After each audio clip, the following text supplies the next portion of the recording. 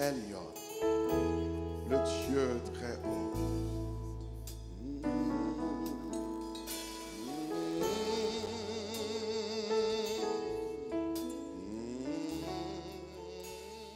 Je répandrai de mon esprit sur toute chair. Il est tiré du passage biblique des Actes des Apôtres, chapitre 2, versets 17 à 18, où il est dit, dans les derniers jours, dit Dieu, je répandrai de mon esprit sur toute chair. Et le texte continue avec les effets qui vont accompagner l'effusion du Saint-Esprit.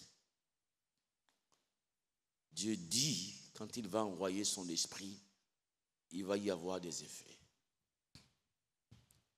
Le premier sous-thème que nous allons aborder ce soir, je suis sûr que nous allons survoler parce que les temps sont très courts, parlera de la promesse du Père. Je m'efforcerai d'aller tout tranquillement dans le but de vous faire comprendre la parole de Dieu. Jusqu'à dimanche, le Seigneur m'a mis à cœur, je dirais qu'il m'a parlé. Dieu va agir dans beaucoup de vies, notamment ce dimanche. Ce dimanche, il va se produire beaucoup de belles choses, de bonnes choses, de grandes choses dans la vie de beaucoup de gens. Vous serez surpris. Dieu va vous surprendre. Dieu va vous surprendre.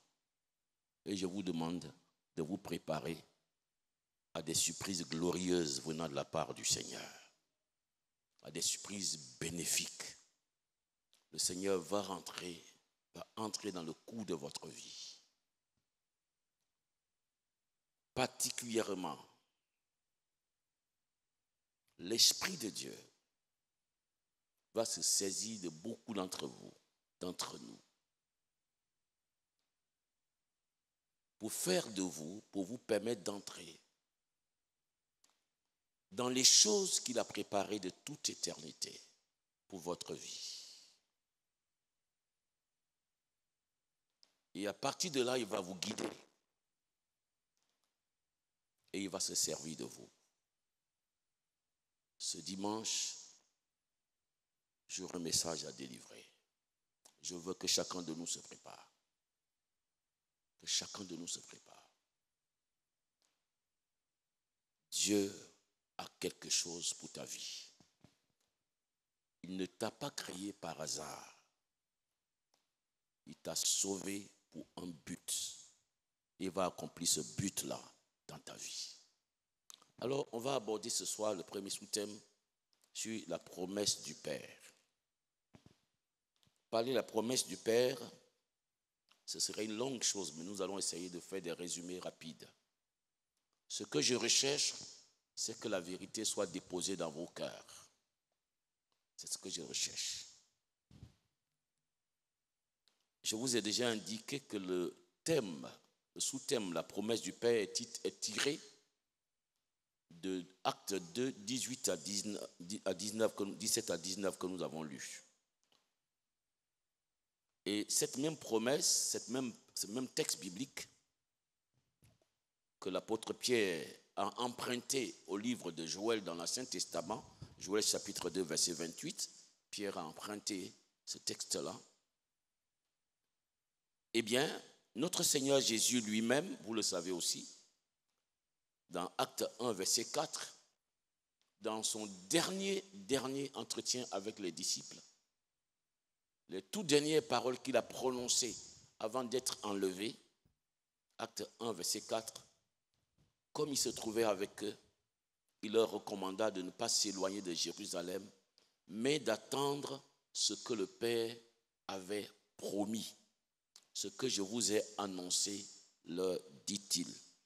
Comme les disciples ne comprenaient pas, il a bien expliqué au verset 8 de Acte 1, il dit, mais vous recevrez une puissance, le Saint-Esprit survenant sur vous, vous serez mes témoins à Jérusalem, en Judée, en Samarie et jusqu'aux extrémités de la terre. Donc, cette promesse concerne le Saint-Esprit. Tout au long de la Bible, d'abord de l'Ancien Testament, Dieu n'a pas arrêté de parler par les prophètes et d'annoncer deux choses importantes. La première chose importante qu'il a annoncée, que Dieu a annoncé constamment, c'est la venue du Messie, du Sauveur et du Libérateur. Depuis Moïse, Dieu a dit aux enfants d'Israël par la bouche de Moïse que le Seigneur vous enverra un prophète, disait Moïse, comme moi, vous l'écouterez. Il parlait de Jésus. Et à partir de là, tous les prophètes, Ésaïe, Jérémie, Malachie, Michée, tous ces prophètes ont parlé de la venue du Christ. Et il est vraiment venu pour nous sauver. Ça, c'est l'une des plus grandes promesses, peut-être la plus grande promesse qu'il nous a faite. Mais il y a une seconde promesse dont on ne parle pas assez. Par ignorance ou par négligence, c'est celle du Saint-Esprit. Parallèlement ou conjointement à la promesse d'envoyer le Messie et le Sauveur, Dieu a constamment annoncé tout au long de l'Ancien Testament qu'il enverra aussi son esprit. Pour ceux qui veulent bien étudier la Bible et la comprendre dans la suite, les deux choses sont intimement liées et inséparables. La venue du Christ pour accomplir le sacrifice qui permet que Dieu pardonne nos fautes et que nous soyons réconciliés avec le Père, et la venue du Saint-Esprit sont deux réalités totalement liées et indissociables. En effet, Dieu a toujours désiré, depuis le jour qu'il a créé l'homme, il a toujours désiré que son esprit habite dans l'homme qu'il a créé à son image, de telle sorte qu'il puisse se servir de l'homme et de la femme pour accomplir ses desseins sur la terre. Écoutez bien ces choses. Parce que ça serait important que vous compreniez ça jusqu'à dimanche. Je répète. Dieu a créé l'homme à son image parce qu'il avait l'intention de se servir de l'homme et de la femme pour accomplir ses desseins sur la terre, ses plans sur la terre. Le premier chapitre du livre de Genèse le montre. Et ce plan de Dieu n'a jamais changé. Il est le même encore aujourd'hui. Donc là où nous sommes assis ce soir, Dieu a un projet, un plan à accomplir sur cette vie, et ce plan-là va se réaliser à travers les uns et les autres parmi vous. Je voudrais bien vous l'entendre. Amen. Qu'est-ce que c'est merveilleux que le Dieu qui a fait les cieux et la terre ait un projet, un plan à réaliser sur la terre, et que ce plan, il a prévu qu'il soit réalisé à travers toi. C'est merveilleux. Pour cette raison, pour que Dieu se serve de nous, qu'il réalise son plan à travers nous, il faut absolument que son esprit habite en nous. Et l'esprit de Dieu, c'est Dieu lui-même. C'est Dieu lui-même.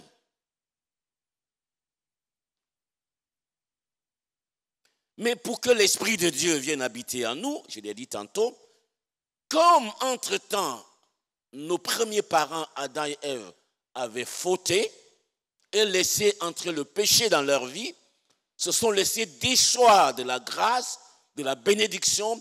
Il fallait désormais que d'abord le sacrifice de rédemption soit accompli.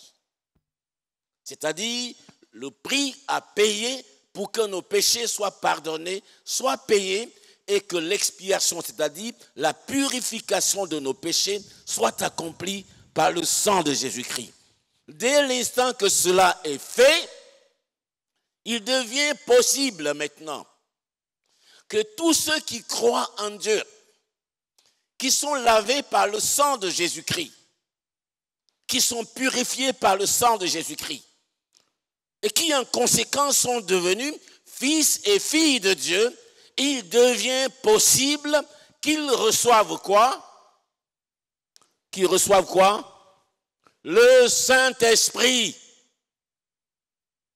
Il n'est pas possible que l'Esprit de Dieu vienne habiter dans la vie des humains qui sont tombés dans le péché avant que le sacrifice pour la purification, pour l'expiation ait été accompli. C'est pour cette raison que l'une des promesses, la première promesse importante, c'est la promesse de la venue du Sauveur. Et cette promesse est accomplie. Et je vous l'ai dit, je le répète pour une dernière fois, conjointement à cette promesse, il y a ce vœu, ce désir ardent du Père Céleste de se révéler à travers l'homme que vous êtes, à travers la femme que vous êtes, de permettre au monde de voir sa gloire, de voir sa puissance, de voir son amour, de voir sa bonté, de voir sa miséricorde à travers l'homme qu'il a créé à son image. Alors pour cela, le Saint-Esprit doit venir. Car seul l'Esprit de Dieu peut nous donner de révéler la gloire de Dieu à travers notre vie. Dieu nous a créés à son image, il veut vivre en nous. Vous comprenez le fondement de la promesse du Saint-Esprit, n'est-ce pas? Voilà, les deux promesses sont liées. Les deux vérités sont liées.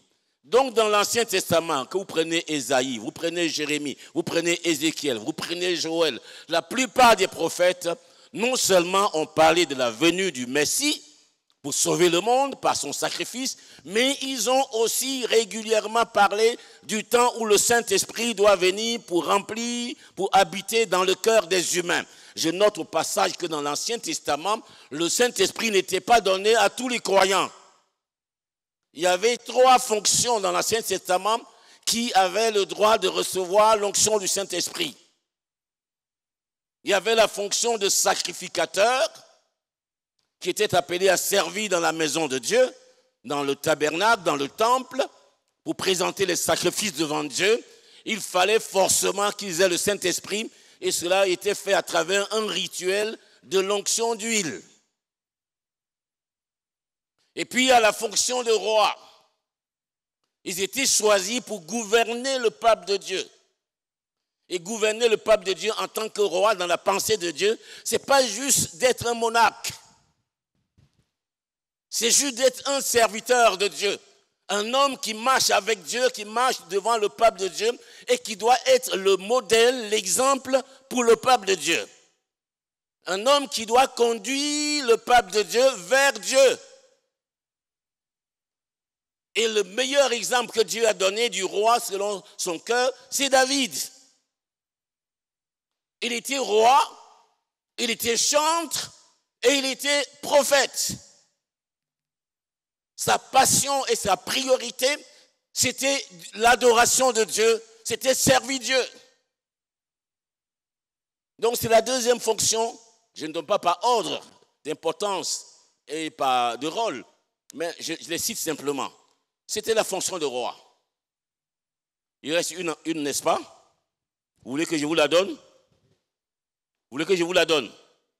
Ah, si vous dites tout le monde ne répond pas, je ne donne pas. All right. La troisième fonction, c'est la fonction de prophète. Ce sont des hommes ou des femmes quelquefois dont Dieu se saisit de façon souveraine et en qui il dépose sa pensée, en qui il dépose un message qui correspond aux besoins du peuple dans un moment donné, à une époque donnée, et le but est d'interpeller constamment le peuple par rapport à la volonté de Dieu qui leur a ainsi enseigné dans la loi, par rapport aux règles que Dieu leur a données, par rapport à tout ce que Dieu veut qu'il soit. Le prophète est là, c'est un veilleur, c'est un guetteur. Si le peuple marche bien, il vient avec un message de bénédiction, il encourage le roi, il encourage les sacrificateurs. Il respecte le roi, mais dans son ministère, il n'est pas subordonné au roi. C'est comme le prophète Nathan qui était un ami de David. Tout allait très bien entre les deux. Il avait délivré des belles prophéties à David, mais le jour où David a péché et que Dieu envoie Nathan, Nathan vient, il entre dans la maison de David et il lui révèle sans crainte le péché de David.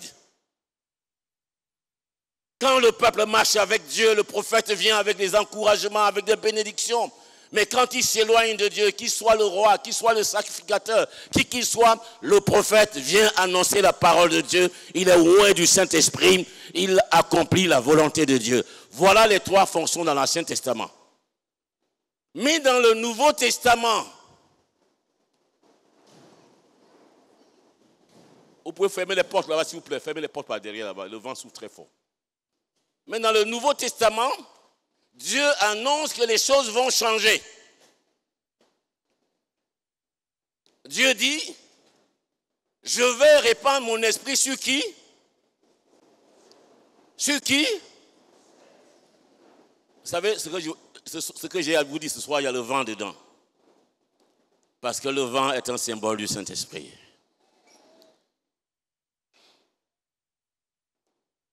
Est-ce qu'on me suit? Dans les derniers temps, Dieu dit, par le passé, c'était spécialement les prophètes, c'était les sacrificateurs uniquement, c'était les rois choisis uniquement, mais maintenant, quand le sacrifice aura été accompli, quand le sang de l'alliance aura été versé, quand le pardon des péchés pour tous les hommes aura été acquis, maintenant, je répandrai de mon esprit sur toute chair, c'est-à-dire sur tous ceux, toutes celles qui appartiennent à Dieu vont recevoir le Saint-Esprit.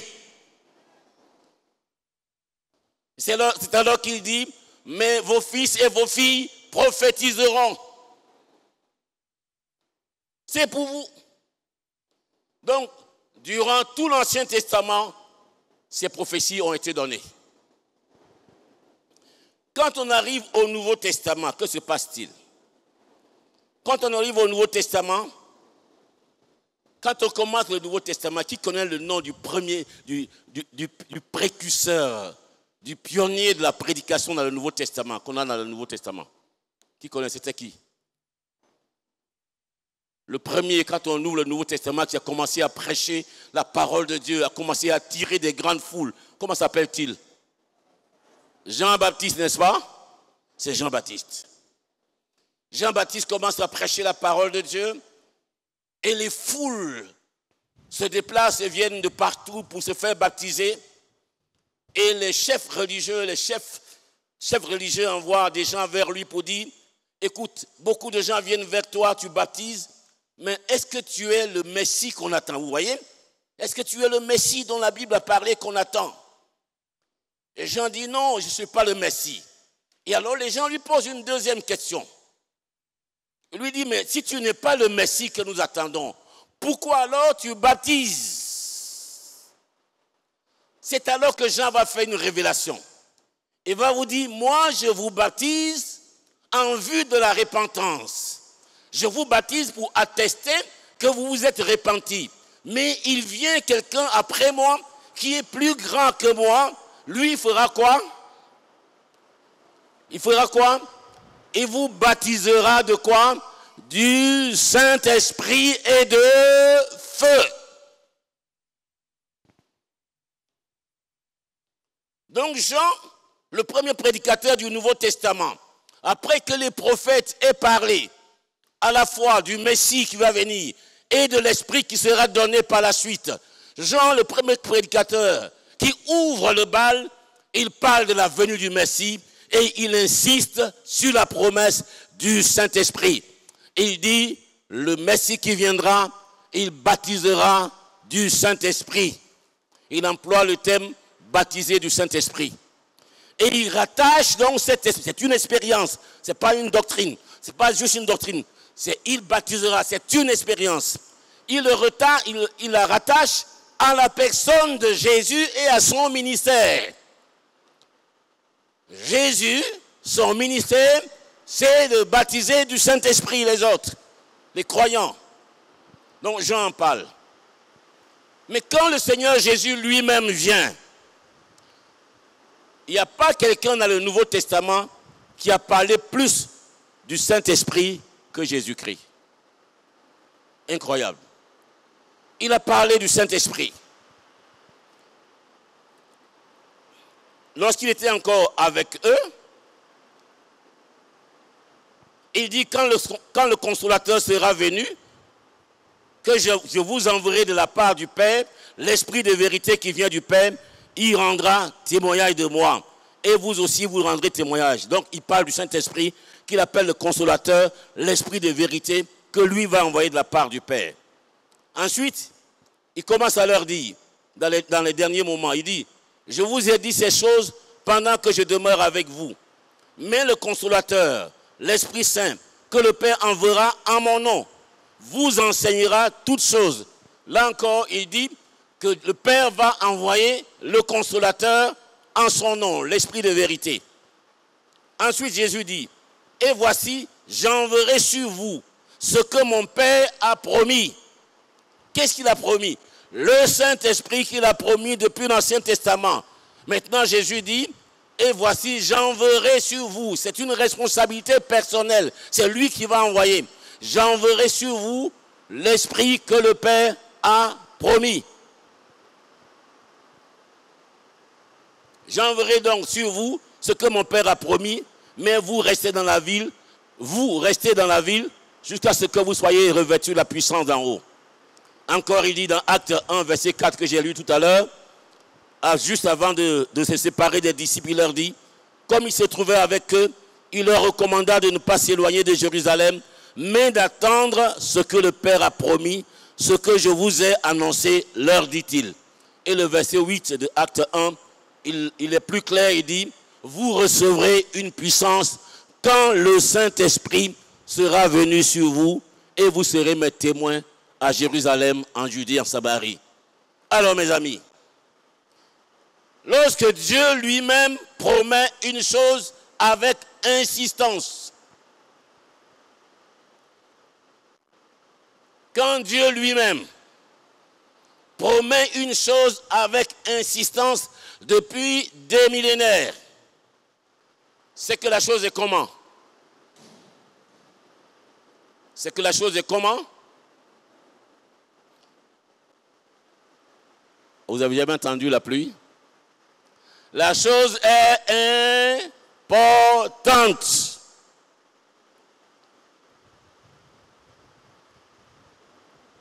Quand Jésus lui-même insiste, il insiste encore sur cette vérité. Et qu'il va jusqu'à dire à ses disciples, employer ces termes, il dit, il est avantageux pour vous que je m'en aille. Mes amis, si vous et moi, on a Jésus avec nous ici, et que nous devions choisir ce Christ-là qui enseigne comme jamais personne ne peut enseigner, qui guérit toutes sortes de maladies, ressuscite les morts, qui dit qu'il va partir. Et puis nous devions choisir entre son départ et la venue du Saint-Esprit. Je vous assure, on va tous dire, Seigneur, il faut rester, ça vaut mieux. C'est pas vrai? Mais lui, il dit, il est avantageux pour vous que je m'en aille. Pourquoi? Parce que s'il reste, le Saint-Esprit ne viendra pas. Mais si après avoir accompli l'œuvre de rédemption, il monte vers le Père, il présente son sacrifice au Père, et qu'il est acté au ciel, que l'œuvre pour le pardon des péchés a été parfaitement accomplie, le Père enverra le Saint-Esprit, et dans ce cas, ça sera plus dans une seule personne, la personne de Jésus seul, mais tous les croyants seront remplis du Saint-Esprit de la même manière que Jésus était rempli, homme comme femme, enfant comme jeune, vieux comme vieillard, riche comme pauvre. Sur mes fils et mes filles, sur mes serviteurs, mes servantes, je répandrai de mon esprit. Ils parleront, ils prophétiseront et ils auront des visions. Les vieillards auront des songes. Donc c'est c'est de loin le meilleur. Dieu veut inonder le monde de son esprit. C'est pour cela que Jésus dit, il est avantageux pour vous que je m'en aille. Ensuite, il emploie l'expression, je ne vous laisse pas orphelins. Quand Jésus était avec eux, il était le soutien, il était le consolateur, il était le défenseur, il était le protecteur. Quand Jésus était avec eux, aucun démon, aucun sorcier, aucune puissance des ténèbres, vous comprenez, ne peut s'attaquer à ceux qui sont avec Jésus et Jésus avec eux. Vous êtes d'accord avec moi? Quand Jésus était avec eux, qu'ils étaient dans la barque, que la barque est tombée dans une tempête terrible, et qu'ils croyaient qu'ils allaient tous mourir, qui se sont tournés vers lui pour lui dire, nous périssons et toi tu dors. Jésus s'est levé, il a parlé au vent, à la tempête. Le vent, la tempête se sont arrêtés et ils ont passé le lac, ils sont passés de l'autre côté sains et saufs. Maintenant, il s'en va. Qui va faire tout ça? Qui sera là pour être le défenseur, le protecteur, l'enseignant, celui qui explique les choses? Jésus dit, je ne vous laisse pas seul, je m'en vais, mais vous n'allez pas être seul, je vous envoie un quoi? Le mot autre est important, parce que Jésus était déjà le consolateur. Maintenant, le Saint-Esprit qui vient, ce n'est pas juste un symbole, Saint-Esprit, ce n'est pas juste un trait, un point dans la doctrine de l'Église, mais c'est la personne de Dieu en esprit. Et il sera là. Il fera dans votre vie exactement ce que Jésus faisait avec ses disciples quand il était là. Et il fera de plus grandes œuvres. Évangile de Jean, chapitre 14, verset 12, Jésus dit, celui qui croit en moi fera des œuvres que je fais, les œuvres que je fais, il en fera de plus grandes. Et il ajoute, parce que je vais au Père. Qu'est-ce qui se passe parce qu'il va au Père? Quand Jésus va au Père, c'est pour recevoir le Saint-Esprit et l'envoyer. Donc dans la pensée de Jésus, quand l'Esprit Saint viendra, ses disciples remplis de l'Esprit Saint sont appelés à faire les œuvres que lui il fait et même à en faire des plus grandes œuvres. Dieu veut faire des grandes œuvres dans l'Église avec nous. Dieu veut faire des grandes œuvres dans l'Église avec nous. Les œuvres que Jésus a faites, il veut en faire des plus grandes avec nous parce que le Saint-Esprit vient. Mes amis, ne regardons pas l'homme. Ce n'est pas l'homme qui fait l'œuvre. Ce n'est pas moi qui fais l'œuvre. Mais si le Saint-Esprit est là, nous serons tous agréablement émerveillés tous les jours de voir les œuvres extraordinaires du Saint-Esprit. Qu'est-ce que je veux dire? J'ai beaucoup crié par qu'il fait du vent. Je ne veux pas que vous soyez distraits par la grande tornade qui est dehors.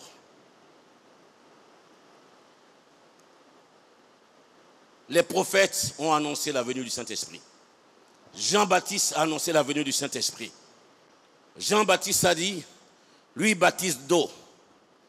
Mais le Christ baptisera d'Esprit Saint et de feu. Si j'étais un jeune prophète, j'allais vous dire de répéter feu. Feu. Feu. C'est important. Le feu est un des symboles du Saint-Esprit, comme le vent est un des symboles du Saint-Esprit. On n'en parlera pas ce soir. Le feu marque le zèle, la ferveur, l'engagement, la détermination, la passion au service de Dieu. Quand un chrétien n'est pas rempli du Saint-Esprit, oh, il est certainement sauvé, mais il est tiède, il est froid. Et Jésus dit, si tu n'es pas chaud, je te vomirai de ma bouche. Le zèle de la maison de Dieu doit nous dévorer. Et le zèle et la passion nous remplissent lorsque nous sommes remplis du Saint-Esprit. Ça fait une quarantaine d'années, au moins, que j'ai vécu cette expérience du Saint-Esprit. Passionné que j'étais pour les choses du monde, la passion du monde a changé. La passion du royaume de Dieu est entrée dans mon cœur. Et il y a bientôt près de 60 ans, près de 66 ans, je suis toujours de plus en plus passionné de Jésus-Christ. Je suis toujours passionné, amoureux de Jésus-Christ. Et je crois que jusqu'à mon dernier souffle, je resterai un homme passionné de Jésus-Christ. Un vrai chrétien rempli du Saint-Esprit est un homme passionné de Jésus-Christ. C'est ça le feu. Quand j'ai été baptisé du Saint-Esprit, jeune que j'étais et vivant dans le monde, mon cœur a été enflammé, tellement enflammé, que je ne voulais plus rien faire dans ce monde que de proclamer ce Jésus. Mes amis, si j'avais accepté de devenir pasteur parce que je voulais un emploi, il y a longtemps j'aurais abandonné. Si j'avais accepté de devenir pasteur parce que je cherchais un moyen de gagner ma vie, il y a longtemps j'aurais laissé. Je suis devenu pasteur parce que le feu de Dieu s'est allumé dans mon cœur. Le feu de l'amour de Dieu, l'amour du Christ nous presse. Ce feu s'est allumé dans mon cœur. Et ce feu est encore là. Et je suis prêt encore à aller de l'avant. Je suis prêt encore à renoncer à quoi que ce soit pour suivre Jésus-Christ et pour le glorifier. Oh, Dieu vous appelle à ouvrir vos cœurs. Dieu vous appelle à ouvrir vos cœurs pendant cette saison de Pentecôte pour que le baptême de feu prenne votre vie. Que votre vie soit transformée radicalement. Alléluia. Alléluia. Je profite de la tornade au maximum. Est-ce que c'est Dieu qui veut ça? Je ne sais pas. Mais toujours est-il qu'on est là, que personne ne peut sortir pour l'instant. Que le nom du Seigneur soit béni. Je n'avais pas prévu de prêcher ce soir, mais de parler simplement et gentiment. Après Jésus, c'est l'apôtre Pierre, le jour de la Pentecôte, toujours parlant de la promesse du Saint-Esprit, qui dans le livre de Actes au chapitre 2, alors qu'il venait de recevoir le Saint-Esprit, le baptême du Saint-Esprit, et dit ceci au verset, Actes 2, 38-39, Pierre leur dit, répentez-vous, que chacun de vous soit baptisé au nom du Seigneur Jésus-Christ pour le pardon de vos péchés, et vous recevrez le don du Saint-Esprit. Vous avez entendu, vous recevrez le don du Saint-Esprit, que chacun de vous soit baptisé pour le pardon de vos péchés. Ça, c'est lié au sacrifice du Seigneur Jésus. Mais l'étape suivante, c'est quoi? Tu as confessé tes péchés. Tu as été pardonné. Mais il y a une étape. Et vous recevrez quoi? Le don. C'est un don, c'est un cadeau. Le premier plus grand don que Dieu fait à l'homme, c'est le don de son Fils. Le second plus grand don que Dieu fait, c'est le don du Saint-Esprit. Les deux sont ensemble. Vous recevrez le don du Saint-Esprit. Et il ajoute, la promesse est pour vous, pour vos enfants et pour tous ceux qui sont au loin en aussi grand nombre que le Seigneur notre Dieu les appellera. Amen. Enfin, avec la question de la promesse, Paul va conclure dans Acte 19, verset 1 au verset 7. Je ne vais pas lire tout le texte. Paul va rencontrer plus tard les disciples, à Éphèse, les disciples de Jean-Baptiste. Ces gens se sont convertis, mais ils n'ont jamais entendu parler du baptême du Saint-Esprit. Et il y a beaucoup de chrétiens comme ça. Ce n'est pas leur faute, c'est la faute de ceux qui les ont conduits au Seigneur et ne les ont pas enseignés. Alors, ayant rencontré quelques disciples, il leur dit, avez-vous reçu le Saint-Esprit quand vous avez cru? C'est bizarre. Cette question est bizarre. Dans le milieu théologique, On dira dit simplement que si quelqu'un est converti, il a reçu le Saint-Esprit. Et ce n'est pas faux. Il est sauvé, ce n'est pas faux. Mais il n'est pas baptisé de cette expérience glorieuse que les apôtres ont connue le jour de la Pentecôte. Il n'a pas encore vécu ce que Jésus dit, parlant de la promesse du Père, vous recevrez une puissance. Ceux à qui Jésus disait cela, c'était Pierre, Jean et les autres qui étaient convertis, qui étaient déjà convertis. Et Paul voit ses disciples de Jean-Baptiste, il voit qu'ils sont chrétiens. Et bien, il remarque quelque chose. Il leur dit, est-ce que vous avez reçu le Saint-Esprit quand vous avez cru? Qu'est-ce qu'il a vu? Il a vu qu'ils sont chrétiens, mais il leur manque la dimension surnaturelle. Il manque cette dimension que seul le Saint-Esprit, le baptême de l'Esprit Saint donne aux chrétiens. Cette dimension qui permet aux chrétiens de prier. Pas de crier forcément, mais de prier avec la grâce. De marcher avec l'amour et la passion pour Christ. Paul voit qu'il leur manque. Et ses frères lui disent, mais nous n'avons même pas entendu dire qu'il y ait un Saint-Esprit. Et Paul, sa surprise devient encore plus grande. Eh bien, dites donc, de quel baptême avez-vous donc été baptisé? Il dit, mais du baptême d'eau, du baptême de Jean. Le texte est là, vous pouvez lire à la maison, Acte 19, 1 à 7. Il dit, non, mais écoutez, Jean a baptisé d'eau en vue de la repentance, comme Jean lui-même le disait, et comme Jésus le disait. Mais il faut que vous soyez baptisés du Saint-Esprit. Et la suite, on nous dit quoi?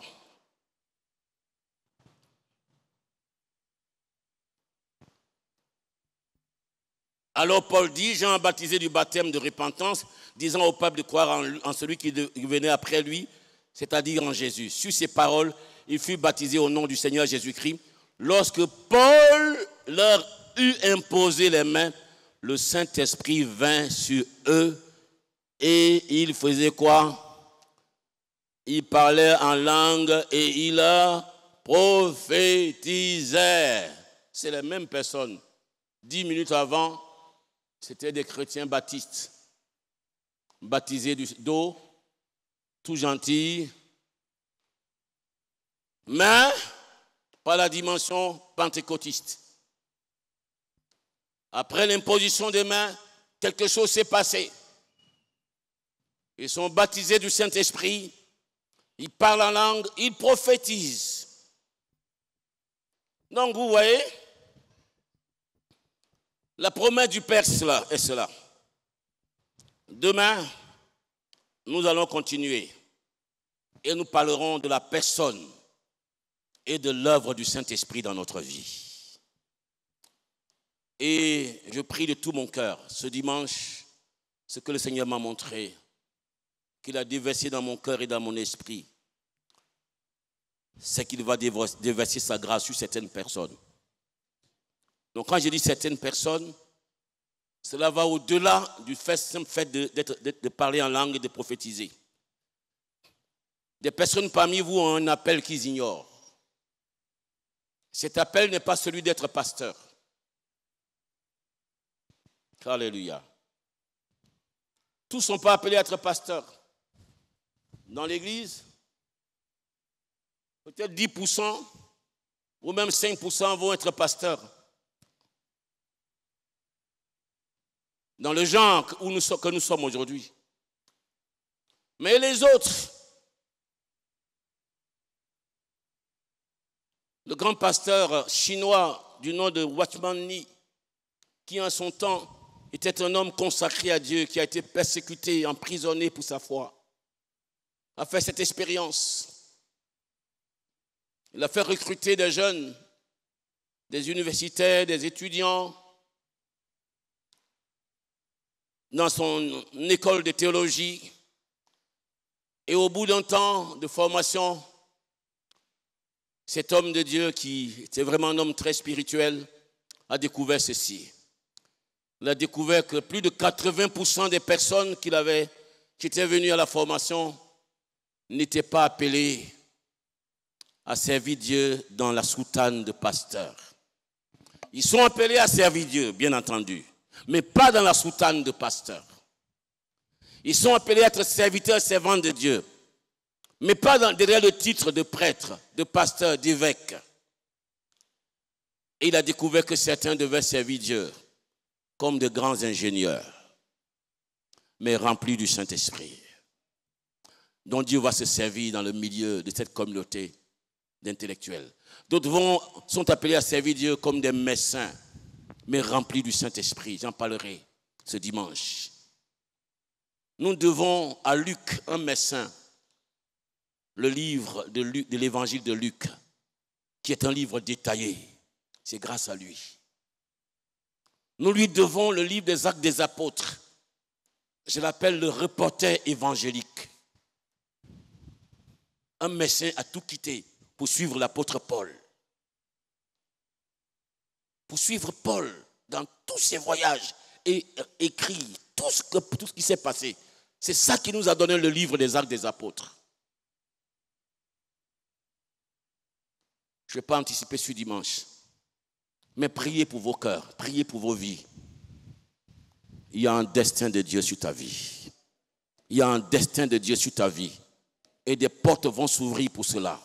Des chemins vont s'ouvrir pour cela. Des portes vont s'ouvrir pour cela. Des murailles vont être brisées pour cela.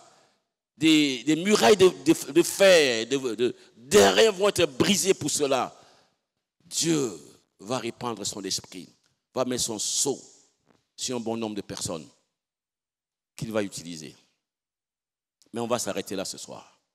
Demain soir, nous parlerons de la personne et de l'œuvre du Saint-Esprit dans notre vie.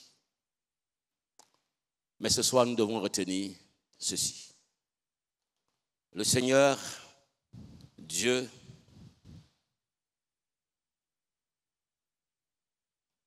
a préparé un plan de salut depuis le commencement pour l'humanité. Il passe par Jésus-Christ, notre Sauveur et Seigneur. L'intention de Dieu, en créant l'homme, en disant qu'il le crée à son image, à sa ressemblance, son projet, c'était que l'homme le représente sur la terre. Il a donné la terre à l'homme pour la gouverner, mais en communion avec lui, pour régner, pour soumettre la terre, comme il dit, soyez féconds, multipliez, remplissez la terre et l'assujettissez. Soumettez-la à la gloire de Dieu. Dieu désirait ardemment faire de l'homme et de la femme ses représentants. Et son intention n'a jamais changé.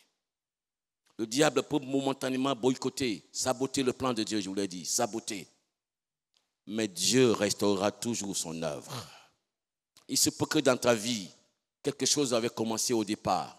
Et qu'en chemin, pour une raison ou pour une autre, Satan est venu saboter ce plan. Mais pendant cette Pentecôte, Dieu va restaurer ta vie. Dieu va restaurer ta vie. Dieu va restaurer ta famille. Dieu va restaurer ton corps. Dieu va restaurer ton corps. Il va restaurer ton corps. Il va restaurer ton corps. Il va guérir ton corps. Jésus guérit de 1001 manières. Il y a quelques semaines, j'étais en train de prier. L'Esprit de Dieu me dit, mais tu sais, Dieu guérit de toutes les manières, en tout temps, en toutes circonstances et par tous les moyens. Ne te limite pas. Dieu guérit de toutes les manières. Une fois, Jésus a craché la boue, sa salive sur la boue. Il a pris, l'a mis sur les yeux de quelqu'un et dit, va au réservoir de Siloé, lave-toi les yeux, tu seras guéri. Il s'en va, il est guéri. Et pourtant, pour certains malades, certains aveugles, il a dit, crois-tu que je peux le faire? Ils disent oui. Il dit, bon, qu'il te soit fait selon ta foi, et puis ils sont guéris. Mais pour celui-ci, il a craché sur la boue.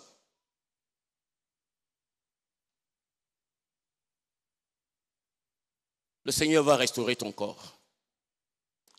C'est une parole que je prononce et le Saint-Esprit va l'accomplir. Alors que tu dors, alors que tu manges, alors que tu vis, le Seigneur va restaurer ton corps. Tout ce qui ne va pas, Dieu va le restaurer. Seigneur, nous te remercions parce que tu vas restaurer nos corps.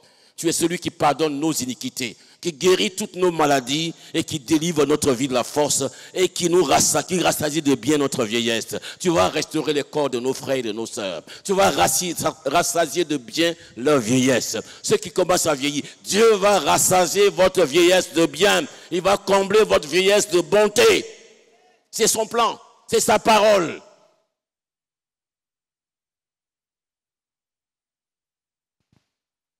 Il va le faire pour la gloire de son nom. Que son nom soit béni. La promesse est là. Nous devons ouvrir nos cœurs pour la recevoir. Je voudrais que nous puissions prier. La pluie s'est calmée. Ce sera le temps de rentrer. On n'est pas trop tard, on n'est pas trop loin, non? C'est bon? Le temps est bon? Ah, on finit à 21h normalement. D'accord, c'est bien. Mais c'est bon, on finit à temps. C'est bon. Mes amis, nous allons ouvrir nos cœurs. Nous allons passer un petit moment à chanter et à adorer Dieu. Vous savez, ce que nous allons dire demain sur l'œuvre du Saint-Esprit, il est dit dans le livre de Genèse, chapitre 1, verset 1, qu'au commencement, vous connaissez ce verset, n'est-ce pas? Au commencement, il s'est passé quoi? Au commencement, qu'est-ce qui s'est passé? Dieu créa, Genèse 1, verset 1, au commencement, Dieu créa les... Le verset nous dit, la terre était informe, elle était vide, elle était un chaos, c'était une traduction dit un tohu-bohu, un désordre total. Et la Bible dit, l'Esprit de l'Éternel couvait la terre, incubait la terre. Couvait la terre, planait sur la surface de la terre. Préparait le contexte, l'environnement, les conditions pour que l'œuvre de création soit possible quand Dieu commencera à parler. Et l'Esprit de Dieu est là ce soir en train de couver ici. L'Esprit de Dieu est en train de couver ce soir ici. Nous allons chanter ensemble. Laissez votre cœur entre les mains de Dieu. Abandonnez l'attitude religieuse que nous avons souvent les dimanches. Ces dimanches, je vais à l'église, je vais écouter le prédicateur, puis je viens. Non, plaçons-nous devant le Saint-Esprit ce soir. Et le Saint-Esprit nous visitera d'une manière ou d'une autre. Si une parole t'a touché ce soir, demande à Dieu de le réaliser dans ta vie. La promesse est pour toi, pour tes enfants et pour ceux qui sont loin de si grand nombre que Dieu appelle. Alléluia. Chantons ensemble. Le grand jour s'est levé. Chantons ensemble. Ouvre ton cœur. Dieu nous a visités. Voici les temps nouveaux. Yes, Lord. Des temps nouveaux pour notre vie. Gloire à l'agneau. Nous recevons de Christ ce qu'il avait promis. Ce qu'il avait promis. Le Saint-Esprit est là. Alléluia, alléluia. Nous le déclarons encore, le grand jour s'est levé. Le grand jour s'est levé. Le grand jour se lève pour toi, mon frère. Le grand jour se lève pour toi, ma soeur. Voici, les temps nouveaux viennent. Les temps nouveaux viennent. Chantons, gloire à l'agneau. Gloire à l'agneau. Nous recevons de Christ ce qu'il avait promis. Le Saint-Esprit est là. Le Saint-Esprit est là. Le Saint-Esprit est là. Il est là. Le Saint-Esprit est là. La mort a disparu. Dieu donne Dieu donne un plein salut. Et sur le monde, entier, le grand jour s'est levé. Le Saint-Esprit est là. Oh, le Saint-Esprit est là. Le Saint-Esprit est là pour agir. Le Saint-Esprit est là. La mort a disparu. Dieu donne et plein salut. Dieu donne un plein salut. Et sur le monde entier. Le monde entier. Le grand jour s'est levé. Le grand jour s'est levé. Le Saint-Esprit. Le Saint-Esprit est là. Le grand consolateur. Le grand consolateur Viens remplir tous les cœurs. vient remplir tous les cœurs. Esprit de vérité. Esprit de vérité. Mais en liberté. Il ouvre les prisons. Il Alléluia. répand la guérison. La guérison. Oh, le Saint-Esprit. Il est là. Il est là. Oh, le Saint-Esprit est là. Le Saint-Esprit est là. Pour restaurer. Pour remplir les cœurs. La mort a disparu. Dieu donne et plein salut.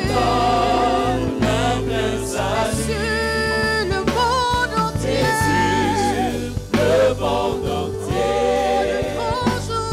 Le grand jour s'est levé. Le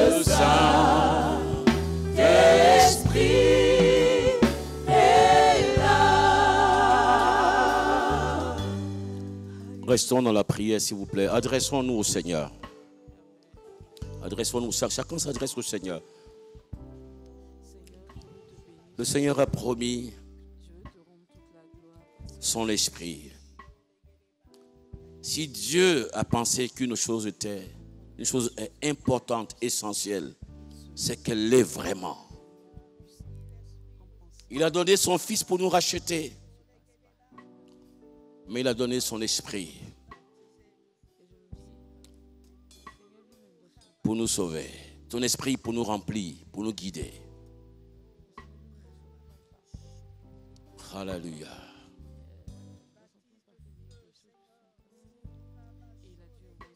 Jésus a dit, vous recevrez. C'est à nous de recevoir. Si quelqu'un a soif, dit-il, qu'il vienne à moi et qu'il boive.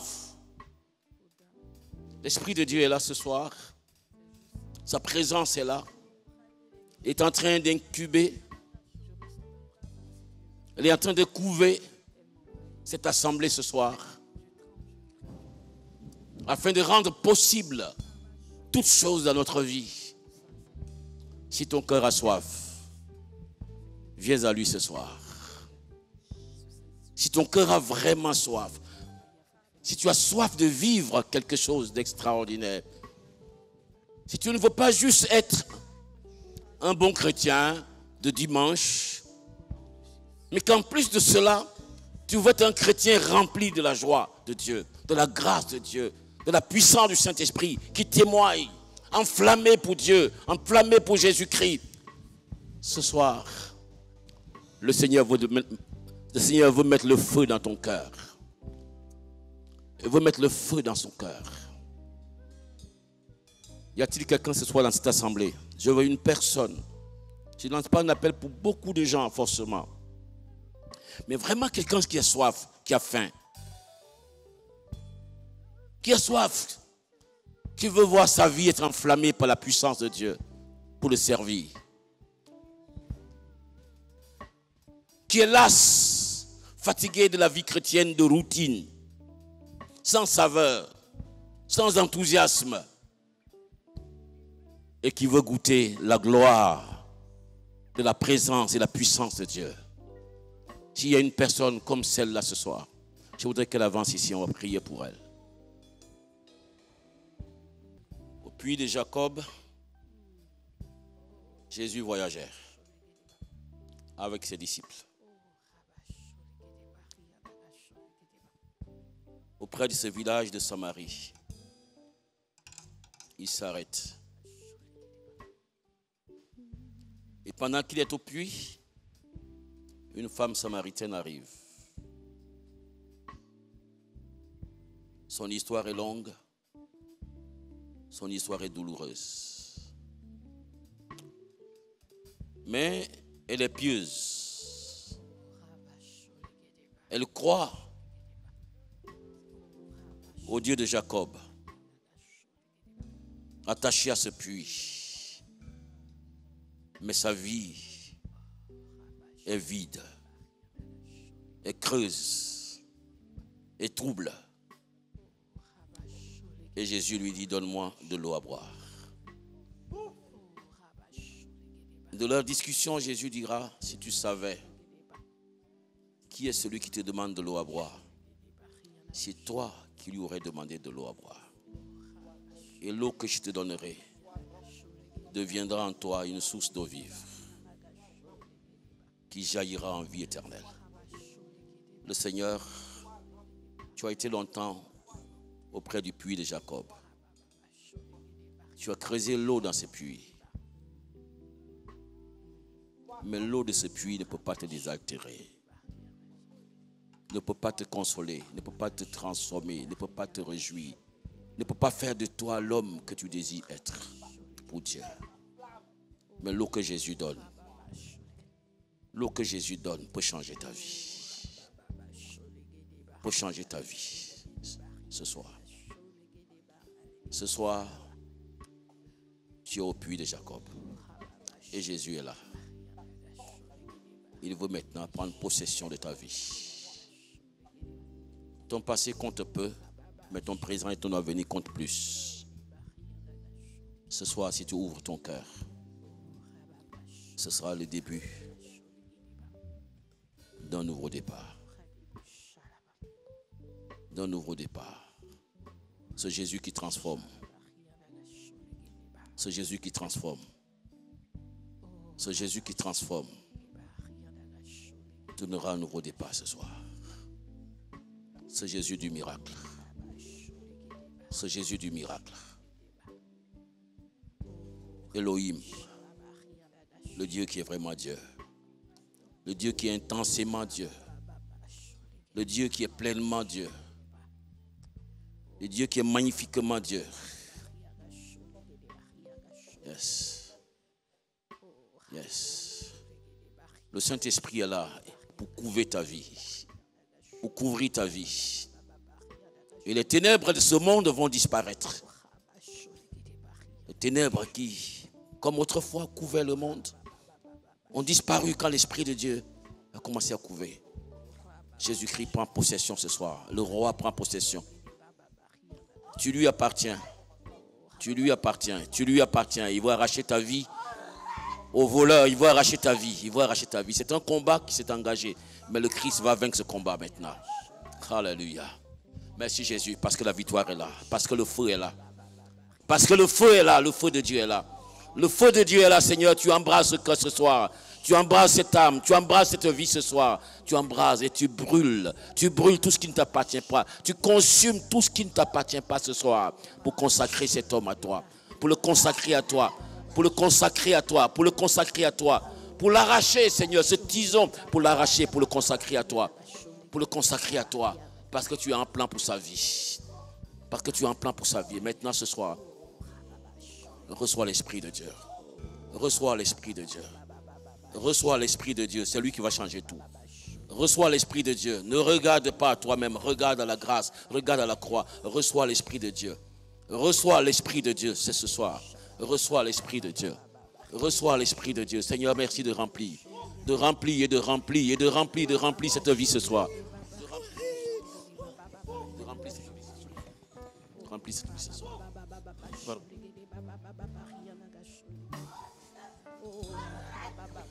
Alléluia, Seigneur. Tu vois, le Seigneur va prendre sa vengeance dans ta vie. Sa vengeance sur l'ennemi. Sa vengeance sur les forces des ténèbres. Satan a volé ce temple. Satan a volé ce temple. Maintenant, le roi des rois fait son entrée. Maintenant, le roi des rois fait son entrée. Maintenant, le roi des rois fait son entrée. Maintenant, le roi des rois fait son entrée. Il chasse les vendeurs. Il chasse tout ce qui n'est pas lui. Le roi des rois fait son entrée. Il fait son entrée dans ta vie. Père Saint, embrase ce cœur ce soir. Embrase-le. Embrase-le, Seigneur. Enflamme-le. Et ne laisse rien qui ne soit consumé. Ne laisse rien qui ne soit consumé. Que tes fleuves d'eau vive. Que tes fleuves d'eau vive jaillissent. Yes, Lord. Fais-lui voir ta gloire, Seigneur. Fais-lui voir ta puissance, Seigneur. Fais-lui voir ta gloire, Seigneur. Fais-lui voir ta puissance, Seigneur. Fais-lui voir ta gloire, Seigneur. Fais-lui voir ta gloire, ta gloire, ta gloire, ta gloire, ta puissance. Que plus jamais cet homme ne soit le même. Alléluia. Seigneur, que le feu l'embrase comme il a embrasé Jérémie. Qu'il embrase, que le feu l'embrase, afin que rien ne résiste devant lui. Afin que les forces du mal, les forces de l'occultisme auquel il a affaire, reculent devant lui. Et qu'il soit ton serviteur. Qu'il soit ton serviteur. Qu'il soit ton serviteur. Qu'il soit ton serviteur. Et quand il part ce soir d'ici, pars avec la force que tu as. Pars avec la force que tu reçois ce soir. Pars avec la force que tu reçois ce soir. Pars avec la force que tu reçois ce soir. Et sers Dieu. Et vis pour Dieu. Et Dieu fera de toi un instrument dans ta main. Un instrument dans sa main. Un instrument dans sa main. Un instrument dans sa main. Dieu fera de toi un instrument dans sa main. Un instrument dans sa main. Alléluia. Elion, le Dieu très haut.